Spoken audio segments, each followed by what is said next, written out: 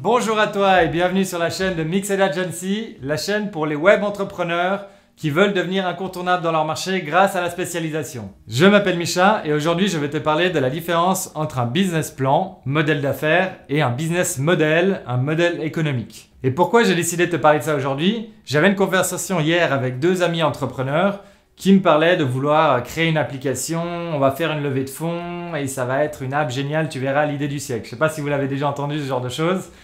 Et en fait, moi j'étais là un petit peu à serrer les dents et puis ils m'ont regardé, ils m'ont dit mais qu'est-ce que t'en penses? J'ai dit tu veux vraiment mon avis? Faut pas faire ça. Faut surtout pas faire ça. Commence par faire ce qu'on appelle un MVP, un produit minimum viable. C'est en anglais, Minimum Viable Product. En fait, c'est vraiment faire le produit le plus simple possible et aller à l'essentiel avant de créer une app.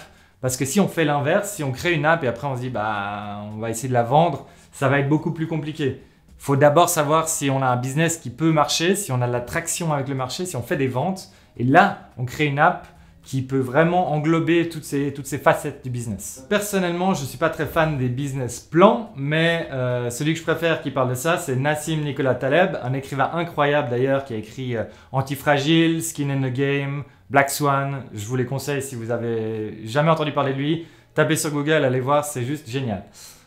Il est un peu polarisant, donc lui ce qu'il dit, c'est je ne fais jamais de business avec les gens qui font un business plan. C'est un peu dur, hein, mais je vous explique pourquoi en fait. À la minute où un business plan est créé, les mensonges commencent à arriver et l'idée de base devient corrompue. Parce que les gens commencent à penser en termes de perception externe de l'entreprise, tout ça pour faire une levée de fonds.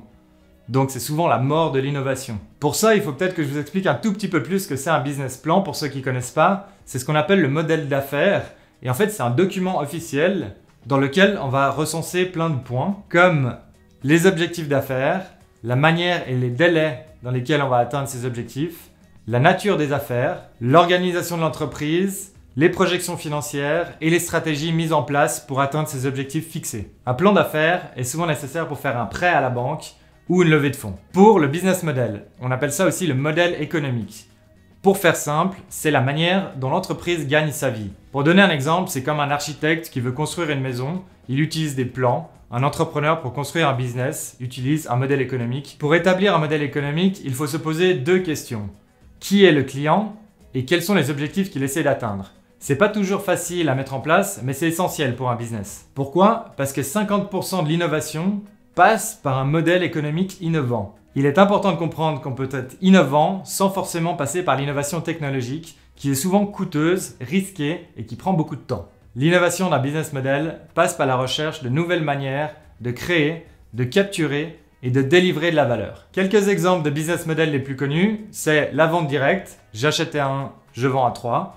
Le modèle freemium où on a une petite partie qui est gratuite. On voit ça souvent dans les applications où on peut utiliser une fonctionnalité restreinte et après on doit payer pour avoir accès à la totalité de l'application. Après il y a le modèle low cost qui est utilisé par certaines compagnies aériennes comme par exemple EasyJet ou Southwest. Après il y a le modèle de l'assurance. Bon, je ne vais pas vous expliquer comment ça marche l'assurance, mais vous payez une cotisation et à un moment donné ils vont devoir payer pour vous. Et un petit truc c'est que si vous ne le savez pas, les assurances utilisent votre argent pour l'investir dans des fonds pas trop risqués, pour gagner de l'argent, pour faire une plus-value. Il y a aussi le business de l'affiliation, où on aide à vendre un produit pour quelqu'un et on touche une commission au passage. Et enfin, le business de l'abonnement, qu'on connaît tous assez bien, par exemple avec un Netflix ou un abonnement à des paniers de fruits et légumes ou des choses comme ça. Maintenant, j'ai une question pour toi. Lequel de ces business models te semble le plus adapté pour les web entrepreneurs? Ou est-ce qu'un autre business model te vient en tête quand on parle de vente en ligne?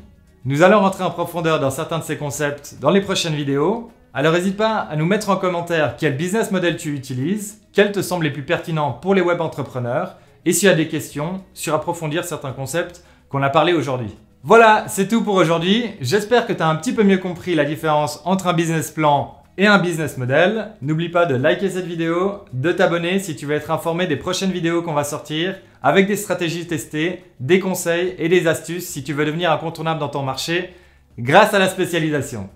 Je te remercie et à très bientôt. Ciao, ciao. Yeah, yeah, yeah, yeah. Putain, à la fin, je l'ai rushé, j'avais plus de souffle.